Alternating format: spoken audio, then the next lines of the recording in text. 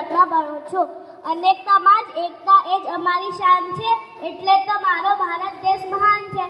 આજના પાવન અવસરે અહીં પધારેલ શાળાના ટ્રસ્ટી સાહેબ, મેનેજમેન્ટના સાહેબશ્રી, શાળાના આચાર્યગણ, શિક્ષકગણ, સફાઈ કર્મચારી તથા મારા વાલા વિદ્યાર્થી મિત્રો, હું તમને 15મી ઓગસ્ટ વિશે થોડું જણાવીશ, તો તમે શાંતિથી સાંભળજો। 15મી ઓગસ્ટ એટલે જ આપણો સ્વતંત્રતા દિવસ, હજારો વર્ષોની ગુલામીમાંથી મુક્ત થવાનો પવિત્ર તહેવાર। સ્વતંત્રતા અપાવતા ક્રાંતિકારીઓ અને સ્વતંત્ર સેનાનીઓને શ્રદ્ધાંજલિ આપવાનો દિવસ।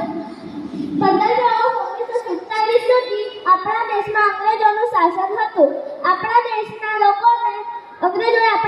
લોકોને પાયમાલ કરી નાખ્યો હતો। અંગ્રેજોના જોર જુલમથી આપણી પ્રજા જાગી ગઈ હતી।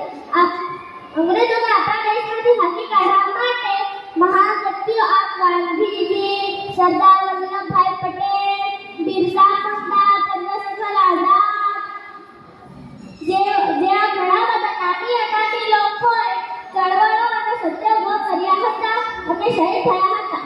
છેવટે આપણને 15મી ઓગસ્ટ 1947 ના રોજ આઝાદી મળી હતી અને આમ અંગ્રેજોના ગુલામીમાંથી આપણો દેશ આઝાદ થયો હતો। આજના પાવન અવસરે જે ક્રાંતિવીરો શહીદ થયા છે તેમને હું બે હાથ જોડીને નમન કરું છું। 15મી ઓગસ્ટના દિવસે અનેક જગ્યાઓ પર ધ્વજ ફરકાવવામાં આવે છે, સાંસ્કૃતિક કાર્યક્રમો પણ કરવામાં આવે છે। આ ભાગરૂપે આપણી શાળામાં પણ ધ્વજવંદનનો પ્રોગ્રામ યોજાયો છે। છેલ્લે એક શાયરી બોલીને મારી વાણીને વિરામ આપીશ।